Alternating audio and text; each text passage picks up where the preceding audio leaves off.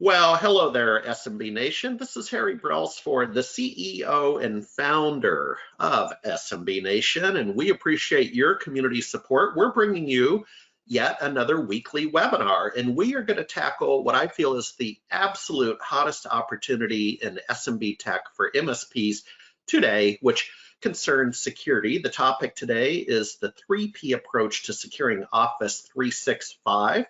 With our community sponsor, Vade Secure. And before we get going, let me do just a little bit of housekeeping. Look to the right on your screen, and you'll see the dashboard, the control panel. Please, please, please use the questions feature to ask your questions. I will ask the questions, and our guest, Roman Bassett, who will introduce in just a moment, will be able to provide answers for that. Also, keep an eye out tomorrow when Jennifer Hallmark over in the radio control room sends the thank you email, and it will have links and resources as well as a listing of upcoming SMB Nation online events. So without further ado, we got a lot to cover, and this is a really good webinar the way it's laid out with the 3 Ps.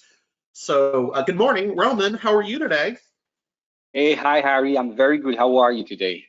I'm good. So I happen to be in Austin, Texas today. I think you recently returned from some business travels over to Europe. Where are you today? Boston, Massachusetts.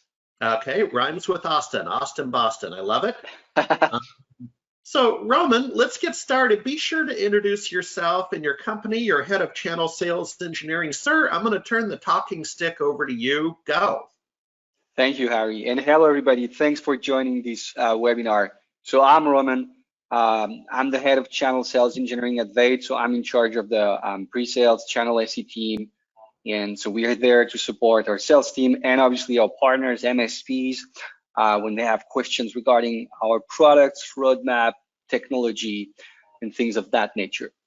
And today, as you can see, we're going to talk about Office 365 security and more precisely email security. Right before we jump in the topic, let me give you a quick word on who we are. You might not have heard about Vade Security yet. So we are an email security vendor. We've been around for 16 years now. We are originally from Europe, but we're global. We've been in the US for 6 years now. We have offices in Boston and San Francisco, for instance. And so what we do is email filtering. We do predictive email defense, so we have the ability to block unknown low-volume targeted email attacks. Very briefly, we've been working with ISPs and telcos from all around the world, including Comcast in the US, and OEM partners, so vendors using subsets of our technology in their own solutions, such as Cisco, Mimecast, for instance, and that has given us, 600 million mailboxes that we are, more than that actually, that we're protecting right now. And the benefit of that is the threat intelligence that we use to drive our AI models in our technology. And that's why we say we're predictive. We have this ability thanks to the data. And that approach is available also today through the channel. So our third and now most important market is what we call channel to business. Mid-market, SMB enterprises, 100% indirect, and they benefit from the same technology. So that's for us. There we go. So, Roman, and some familiar logos that the SMB Nation community will recognize. Please continue. I didn't mean to interrupt you. Yeah, no problem. Thank you, Harry. And again, very briefly on what is that we offer. We have a solution dedicated to Office 365 email security, protecting against malware and ransomware, phishing, spear phishing, and spam, because spam is still a thing, and scam and things of that nature. And of course, that is backed up by our AI technology, but I'll get back to that. Let's jump into our topic, if that's okay for you. So why is Office 365 such a hot topic? Well, the first thing that we observed was like around 2 years ago was really a shift. For many years, at least 5 years, PayPal was the #1 phished brand. And the reason was pretty obvious. If you're a hacker, you create a PayPal phishing page, you send it, in the World Wide Web, people are gonna, click on it, give away their credentials, and you'll use them, log into their account, connect the money they have, for your own benefit. So it was a pretty fast investment for them. So PayPal was really successful, and the shift happened around 2 years ago when Microsoft, and actually through Microsoft Office 365, has become the #1 phished brand or product. So why is that? Why is Microsoft such a target? When we look into it, Microsoft, first thing is they have 200 million corporate users. And I always say this, we update this slide kind of every month because every month we're adding 20 million users because Microsoft is adding 20 million users, I should say. So it's a very large target if you're a hacker. And then it's not just emails. If you're a hacker, you're not gonna break into someone's Comcast email address. You are entering an organization, you're gonna have access to confidential documents, financial documents. I've seen an instance where the global address list of the company was for sale on the dark web after someone's account, just one person's account, had been compromised. So it's not just email, it's the entire company you get access to.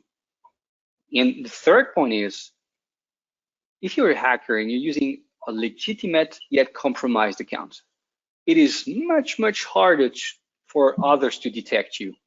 If you're sending an email from IamAhacker@xxx.com, it's going to raise a red flag. If you send an email from someone's account in the company, if it can be Joe from finance or Donna from HR, and you're reaching out to, for an expense report reimbursement, that's a fixed expense reimbursement. It's going to be very hard for people and technologies to identify those compromised legitimate accounts. And that's why it's so attractive. Roman, I have a question for you. Kind of relates to the last two slides. Stay where you're at, but as we've been talking over on screen number 2, I've received an email about a voicemail message that allegedly was received by me, and then earlier today I received one about a fax, and I didn't hear you mention that, but those are still a thing. How do those come and go? Is a strategy? What's the story? Oh, you're so right. So something that we observe when we look at the email threat landscape, you have new things. You have things that are really new and new approaches because hackers are smart, and then you have some trends. I'm thinking about scam right now, for instance, and voicemail would be another one. These are trends as they come and go. So for a certain amount of time, you're not going to receive scam from your uncle abroad. He passed away. His lawyer is writing to you, hey, your uncle had money in the bank for you. You just need to pay the lawyer fee and you'll have this money. Those, you're going to receive a lot of them, then it's going to be quiet, and then it comes back. And it's kind of the same with the voicemail or, the fake fax notification, fake fax attachment. So it's a combination of both. You have those trends keeping it, coming and going, and then you have the cutting edge attacks that are evolving every day or every week with new techniques that nobody had seen before. Yeah, okay, thank you. Please continue. Course. Sure. What's really interesting when we look at the email threat landscape is that, as the title says, now it's really any company, any employee is a target. If you look just a couple of years back, you would see hackers, with ransomware, for instance, targeting international corporations or even countries like Ukraine. Same with, phishing and scam, really targeting kind of big enterprises, institutions, and things like that. The shift that is happening is that the hackers, they now target smaller organizations, SMBs, local governments, and the reason is pretty simple to explain.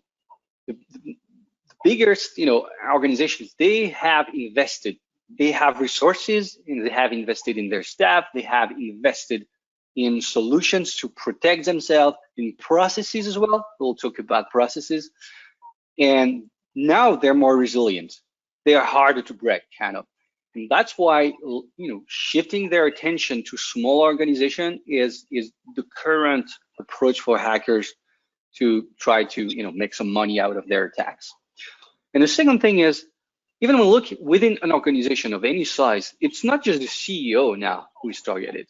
We've had so many examples where it was actually the new IT intern or it was the new HR employee, because hackers, just like everybody, is just going to check LinkedIn and see, hey, who's recently joined the company, who's been promoted, do they have interns, and they're going to target those individuals because if they send an email pretending to be the CEO, CFO, they might have a better chance of that person being new and responding and complying with their request. Yeah, they're very sophisticated. Do not underestimate. Oh yeah, sorry. And so that's why when we've thought about Office 365 security and especially email security, because that's the #1 vector. Everybody has this number, 90 or 91% of cybersecurity attacks involve an email at some point. So it's really, in all the attacks, you'll have an email at some point being used by the hacker. And so when we thought about that, we thought about having an approach for partners, for MSPs, so that they can secure their clients and secure themselves in have an environment where they really have an answer for this particular context that's really a hot topic in an issue right now. So the first one of the three P of this approach is the product. So when we talk about products with Office 365 email security, well, there's EOP, Exchange Online Protection. So any Microsoft client has EOP, and from our perspective, it's doing a good job, really, at blocking what we call the known threats. So any threats that has already been reported by a user, by an IT admin, or been identified by their engineers, they will block it, and they will really block it properly. The issue is you have a lot of what we're going to call advanced attacks, low volume attacks, nobody's going to report them, polymorphic threats. So you're looking at 10 different emails. They look exactly the same, but there's nothing similar inside of these emails, in the code or in the attachments. They look the same though. And so they struggle for those advanced attacks. So what can you do? Well, the first thing, you have what we call traditional cloud-based gateways. So you look at them, they come from what we call, quote unquote, the on-premise world. So even just a few years ago, you'd had your on-prem Exchange server, yep, and you would have your on-prem firewall, and you would have your on-prem email security gateway. And in that environment, they're perfect because that's what they were designed to do. But when you look at those solutions right now, even if they've been pushed into the cloud, they still have the same approach. They're not really working well with Office 365. For admins, for MSPs, the first issue is you have to change the Amex record for all the domains of all your clients. If you have 100 clients and they all have 10 domains, you have to do this operation 1,000 times. You have to disrupt email flow, most of the time schedule a maintenance phase and so on. It's not ideal, and the clients don't like that too much. The second issue is that those solutions, and most of the time it's written black and white in their documentation, they don't work well with what Microsoft offers with EOP. So instead of augmenting your security, you're just replacing your security. Instead of having maybe 2 different sets of technology, you're just going to have one replacing the other. So you're lacking, and you're not augmenting. For end users, I often say this, for end users, do we need a dedicated app to check our spam? I don't believe so. Because again, if you're an MSP, you're going to have to set up all the users of your clients on that new app. You're going to have, oh, somebody hasn't received their password. Somebody hasn't received their quarantine report this morning. Why is that?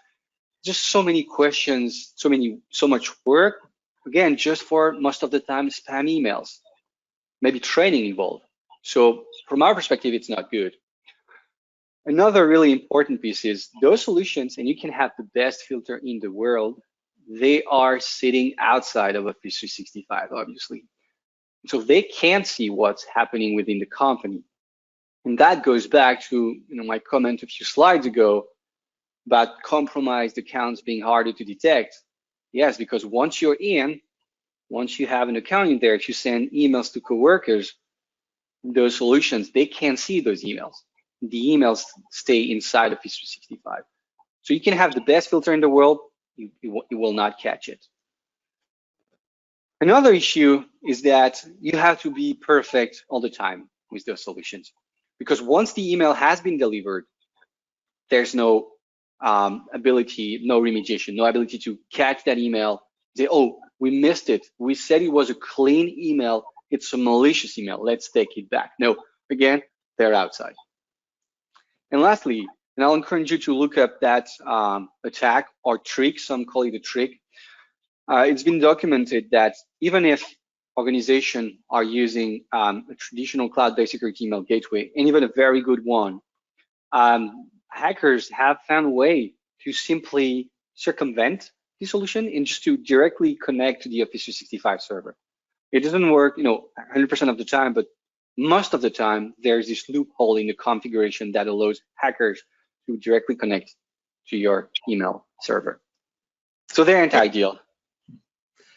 A question, well, funny comment from Keith Nelson down in Southern California. He's a Dallas Cowboys fan. I'm a Seattle Seahawks fan. So we typically banter back and forth each week. So Keith, I'm catching what you're throwing here, but first is humor. He says, is all this spam protection the reason Harry ignores my emails? So a little laugh out loud there, but he goes on to say, actually, and maybe you'll get to this, forgive me, but he says, actually, customers worry about losing email in the spam folder, the clutter folder, that kind of thing. Any thoughts on that for Keith out of Southern California? No, and I agree. And the more solutions, the more PCs there are on the path, the more complexity you have. And if we put ourselves in the mind of an end user, they're not specialists. They don't know about the product, details and the threats, and all they care about, rightfully so, is having their emails. And so it can even be stressful, to be honest with you. Say, oh shoot, where's my email? Oh, it's on that platform. What's my login again? What's my password? I haven't received my digest. Was the email I'm expecting? Is it in my spam? Quarantine, and is that platform actually, because it's hosted outside of Office 365, if you look at it now from an admin perspective, that platform resilient enough? Where is it hosted? Or is it hosted domestically to start with? Where's my data going? So it opens so many questions actually. So I get that for sure. Yeah. Okay, please continue. Thank you. Sure. Yeah. So from our perspective, really the right approach is to be inside Office. And so that's why the product that we offer has a native, what we call API integration into Office 365. So then, as you can see here, if we take all the limitations that the traditional solutions have, there's none of that with this API integration. No email flow disruption, no MX record update. Then the ability to layer with Microsoft EOP and even Microsoft ATP, which is their advanced threat protection. There's a live benchmarking in the product actually to see what's the Vade's added value. The ability to remediate emails after delivery. No solutions bulletproof. No firewall is blocking all the threats. No antivirus is blocking all the malicious files. No email security solution is blocking all the malicious emails. So you need to give admins and MSPs the ability to mitigate those. And so here there's AI-based and manual remediation available. And of course, what's really important to me is the ability to scan, to filter internal email. That's paramount in the context of Office 365. Hey, Roman, before we get too far, I just want to make sure before we get to the other P's, Keith has another question. Sure. It basically amounts to the code overhead of your solution. Loosely translated, Keith is trying to ask here that, will the customer feel the overhead, right? Does this slow the system down? We've all been there. I can still sometimes type faster than the keyboard can get the characters on the screen, if you know what I'm trying to say. Yeah, no, and that's a good question. Actually, no, there's no, it's not visible. We did some live benchmarking a couple of months ago on the production platform. Actually, we just looked at the logs and the timing, and we're talking about 1 to 2 seconds, of impact on email delivery based on our overall process, and that's just the analysis. I'm sorry. What I mean is analyzing the email and acting on the email if there's an action that's required. So it's extremely fast and completely transparent for the end user. Okay, thank you. Sure, thanks. And so, back to the previous slide, we were talking about, what EOP can do, where it is good. And we also believe there's a right fit there with what, Vade offers, as in, we have been based on AI technologies, on behavioral technologies forever, literally. And that's really a good, complementary approach to what Microsoft does. They are based on, reputation and threat databases, which is good because they can really block the bulk of the threats. And we are here to help them really blocking advanced attacks. So there are a lot of fancy AI-based terms. I like to use this example because this is real. So the email that you see at the bottom of the screen, it's a phishing email. And what's a little bit weird is the Microsoft logo, right? The color font is slightly different. It's not exactly Microsoft. I think it's white usually. That's kind of an orange, yellow, I can't tell. But that's exactly what you're going to find in an advanced phishing attack. They're going to slightly modify the brand logo because they know some solutions, they have the ability to identify exact logos, like, oh, this is, Bank of America logo. That's strange. It's an email coming over from Russia. There's something weird there. So they're going to change the logos, colors, font, size a little bit, just so that, basic comparison tools, say, I don't know that logo, it can go through. And so they, with, what we call computer vision, we have the ability to say, hey, this is Microsoft logo, but it's modified. Why would they do that? Microsoft wouldn't do that. So there's something sketchy here. So that's a concrete, application of AI to block real life threats. And we're really talking here about advanced attacks. Fair enough. And so again, products, it's not just about I have the right solution, I have the best solution. There are other things in place that you can do. The first one I want to talk about is MFA, multi-factor authentication. Don't get me wrong, it's good. It's a good step in the right direction. The issue with that, when we're talking about advanced attack, hackers have already found ways, multiple ways, to either mimic MFA or to actually obtain whatever token or piece of data that you would get through MFA, or even be man in the middle for an MFA. So it's a good step. It will certainly help defeat basic attacks, but it can be bypassed already by cybercriminal, which is crazy because it hasn't even already been fully implemented by organizations.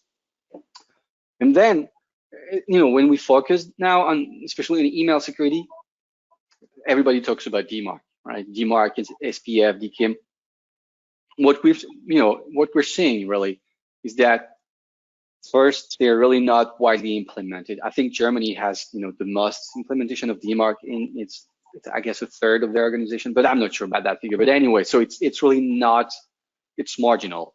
And then what we've seen with organizations which have implemented DMARC, it's really hard to maintain because you have to say who's allowed to send emails, using your domains or not. And so you're going to say, hey, Salesforce is allowed. Okay, now we're going to use HubSpot for our marketing. Oh, we need to add them in our DMARC policy. And so the list goes on and on and on. as we use more and more, web services, it's harder to maintain. And then if you look at the email here at the top of the screen, it's a real life spear phishing attempt. Obviously we redacted the name of the sender, but the name of the sender was actually allegedly the name of the CEO of an organization. And what's interesting is the actual email address here, because nobody would reply to an email from that email address if it's allegedly coming from their CEO. Like, that's weird. But if you look at your cell phone right now, you look at your inbox, you're not going to see an email address. What you're going to see is just the name of the sender, and that's what hackers take advantage of. That's the first thing. And the second thing is DMARC can help you here because it's coming from Gmail. It's not coming from your actual domain. So somebody is pretending to be, a hacker, sorry, is pretending to be somebody from your organization. He's not spoofing your organization's domain. So even if you have DMARC implemented and protecting your domain here, it's useless. All right, enough about the product. Obviously, the key, I'd say even the pillar of this approach is, people. It's, yeah, I mean, it's all around the press. I guess I'm not gonna lecture you on, people, employees being the weakest link. The way we see that as VAID is, yes, they are the weakest link, but they can be an expert. Not everybody can be an expert, and you can be focused 100% of your time working on making sure that all you're seeing on your screen, all the emails that you receive, all the links you click on, all the pages you open, all the files you open, that it's safe. No, it's not your job. Your job is to do whatever you've been hired to do. So the other thing that we see as well is we need to rely more and more on employees, even if they're not experts, but to value their feedback. I'll get back to that. So here, for instance, the way we've approached our solution, there's no need of another app, as I said already, for security if I'm an end user. I'm just an end user. I'm familiar with my Outlook or my inbox on my cell phone. I don't need something additional. So here, the way we've approached it is that all the threats, they will go into the junk folder here, just like what Microsoft does. And to improve the user experience, we have additional what we call gray mail folders for newsletters, for online purchases. I like the one for travel. If you travel a lot, it's really handy. So it's just in my inbox that I know, which is going to improve what's there. Then another important piece when we talk about the client's employees is to establish trust. Most of the time, not all the time, the MSP is the trusted advisor of the organization when it comes to IT and IT security. What we want is the end users also to trust what they're seeing. And so that's why the solution offers customizable banners. You can use any device, you'll see them. And if you're an MSP or even if you're an end client, you can customize the logo, customize the message so it fits the company's guidelines. Yeah, it actually kind of related. Johnny is asking the question. If you could, stay on that slide. Sure. He's saying, he's asking about customization. You've answered the question. So you're saying Johnny the MSP could have his company name, Johnny the MSP LLC, over on the far right. Is that what's going on here? Yes. Yeah, definitely. So, again, depending on the MSP and the relationship with their end clients, but most of the time MSPs are going to put their logos there. So if it's an end client user, they know, all right, it's my IT partner. I know the guy. I'm safe, or I can trust this message. Yeah, okay. And thank you, Johnny, for asking the question. Please continue, Roman. Sure, thank you, Harry. So, that goes back to my previous comments on we need to value, in train end users. What we're seeing right now is when it comes to end user training, you got to schedule the training. So, you got to prepare, get the people ready. And between those training, the employees being stuck in their, not stuck, but being focused rather on their job, they might not necessarily remember all the details they were given. Oh, if there's something strange in that link, you shouldn't click, or things like that. So the issue with scheduled training is that it's time consuming, it's costly, and then between those sessions every 6 months, every year, the employees, they may forget, they may lose the focus. And so the idea that we're looking at and we started to implement is really for a training that would be on the fly. So let's just say, real life use case, I'm an employee, I'm not in IT, I receive an email, it seems to be from Bank of America or Microsoft, my mailbox is actually locked. Oh shoot, I need to access my mailbox. I'm gonna click on that link. It actually is a bad link. What if at that time I could get an on-the-fly training that would explain me, hey, so this was Microsoft Office 365 phishing, and this is why. Now, how about we give you a couple of examples so you can train right now? We always say this: memory is emotion. So if you can learn from your own mistake, at the time when you just clicked, that we believe that's the best approach. And also it kind of alleviates some of the complexity of having those scheduled trainings with the the time and the cost that they require. Now, if you don't mind, if you can go back to that slide. Sure. So I've written extensively. Well, first of all, I've been a trainer, a Microsoft certified trainer back in the day. Oh, nice. MCSE certification era, blah, blah, blah. Even did some adjunct work at the local college, but it's not about me, it's about the MSP. And what I found and wrote about, and I documented this, is that training is low-hanging fruit. A structured training program, and I understand what you're saying about the dynamic on-the-fly learning, but guys, structured training, you can drop 10% more annual revenue to the bottom line with existing customers. And so few of us do it. I mean, in the old days, we had a thing called a projector that you carried. Now, now we've got 70-inch TVs mounted, so you don't need the projector. But the point is, Roman, that I'm just bamboozled that 10% additional revenue with sort of a training plan, that could very well be, for some of you, a new low-end Tesla car. I mean, we're talking money, man. Yeah, no, you're right. So I just wanted to raise my hand. Please continue. Sure. Thank you, Harry.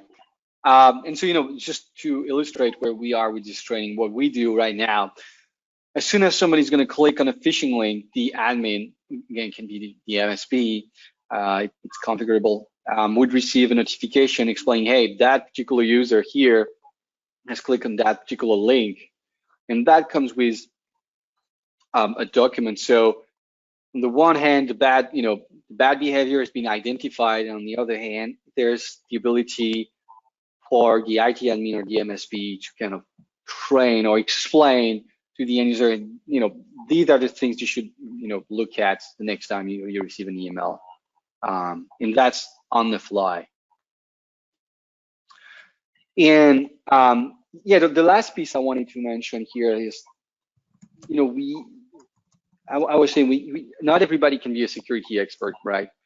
But at the same time, we need to value the feedback from end users, because more than once they can say, hey, that's a strange email. I'm going to report that. And so here you can see the inbox, and you can see Microsoft, they already offered the ability to report a bad email, misclassified email, especially if it's a phishing or junk email. And so the good thing is, with this API integration, what we actually have is we also get those feedbacks. So there's no need to install a plugin.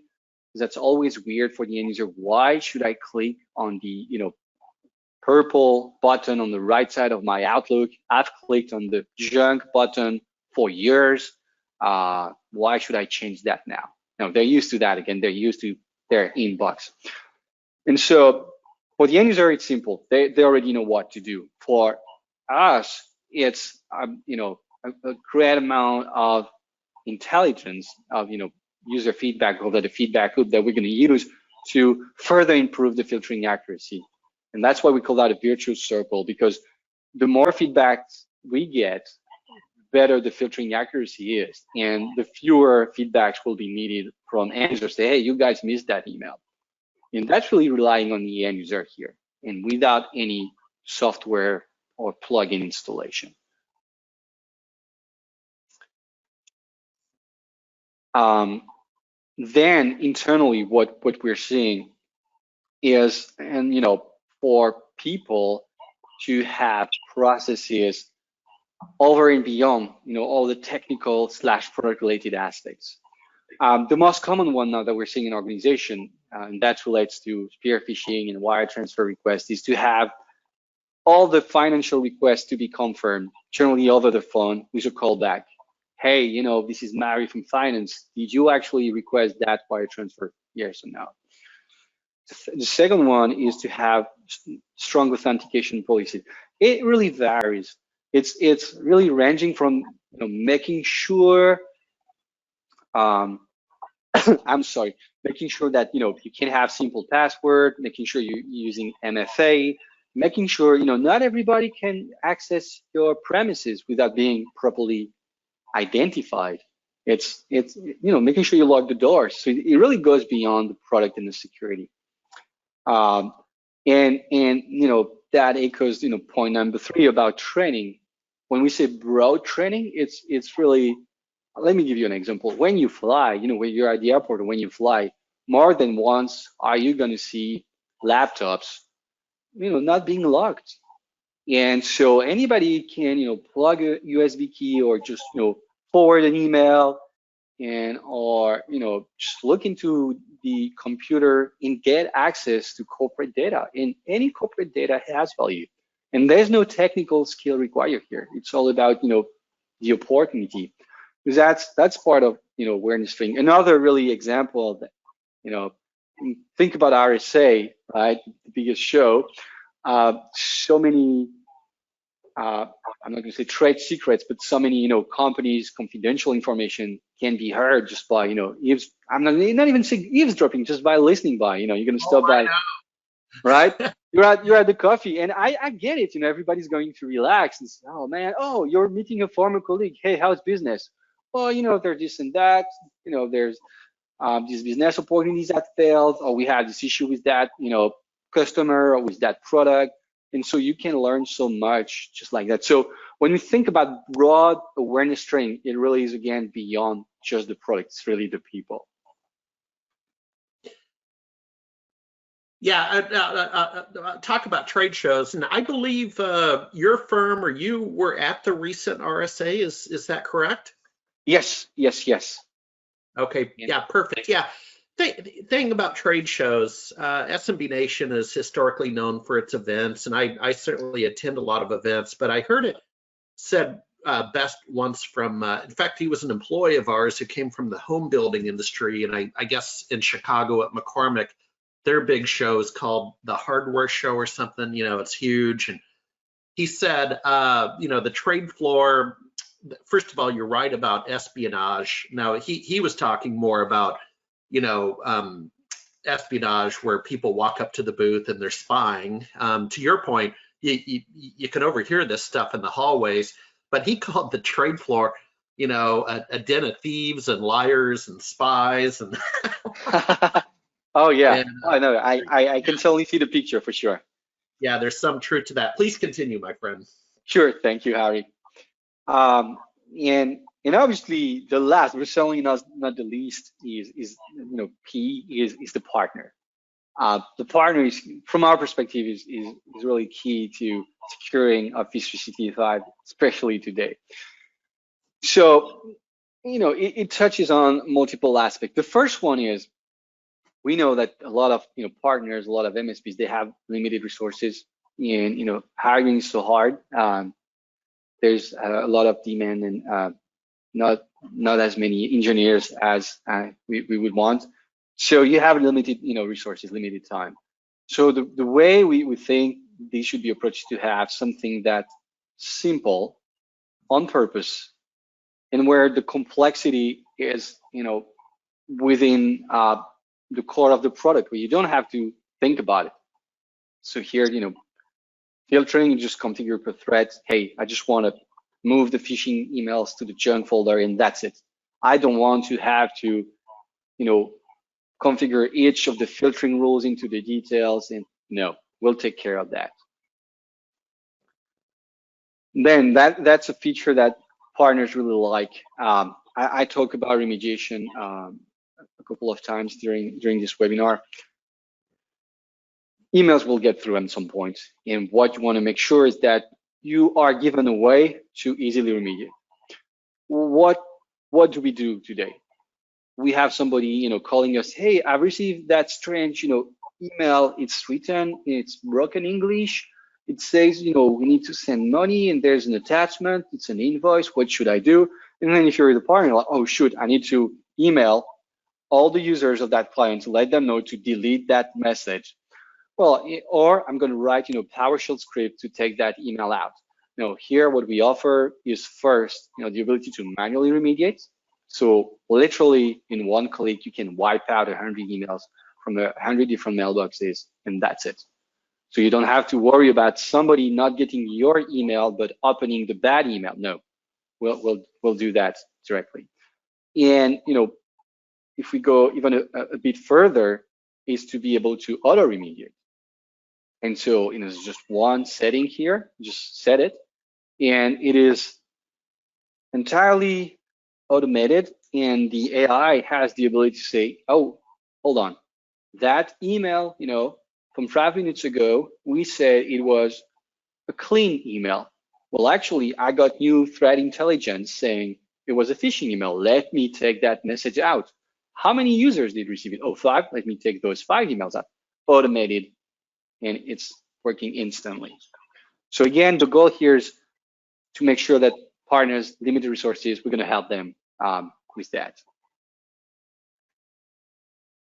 And